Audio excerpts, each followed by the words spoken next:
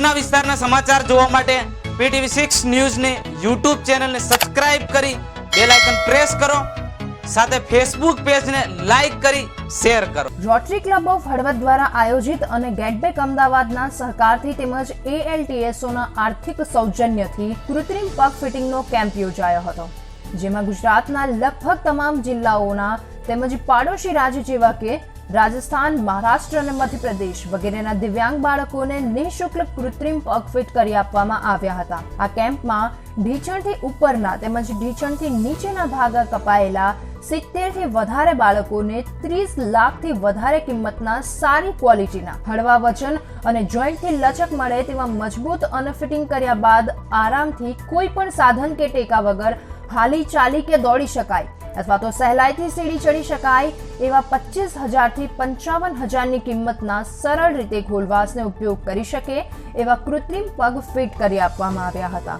આ કેમ્પનું આયોજન કોરોના કાળ પહેલાથી જ શરૂ કરવામાં આવ્યું હતું અને હળવદમાં યોજનાર આ કેમ્પની જાહેરાતની પોસ્ટ ખૂબ જ વાયરલ થયેલી અને ઠેર ઠેરથી કુદરતી રીતે અપંગ કે અકસ્માતમાં જેમણે પગ ગુમાવ્યો હોય તેવા 21 વર્ષથી નીચેની ઉંમરના બાળકોના રજીસ્ટ્રેશન કરવામાં આવ્યા હતા. ત્યારબાદ લોકડાઉન આવી જતા અને કોરોના મહામારીને હિસાબે એક દર્દીઓને અમદાવાદ ગેટબેક સેન્ટર ખાતે બોલાવીને માપ સાઇઝ લેવા માટે બોલાવવામાં આવ્યા હતા.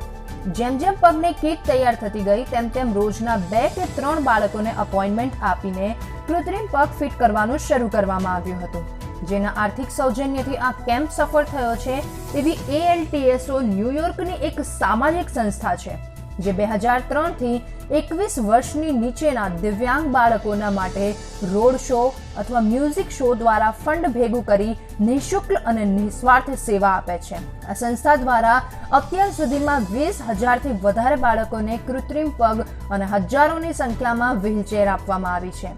આ પ્રોજેક્ટ ડોક્ટર ચાંદની કોરાટ, પ્રોસ્થેટિસ્ટ અને ઓર્થોટિસ્ટ ગેટબેક અમદાવાદના સંપૂર્ણ સાથ અને સહકાર અને મહેનતથી સફળ થયો હતો.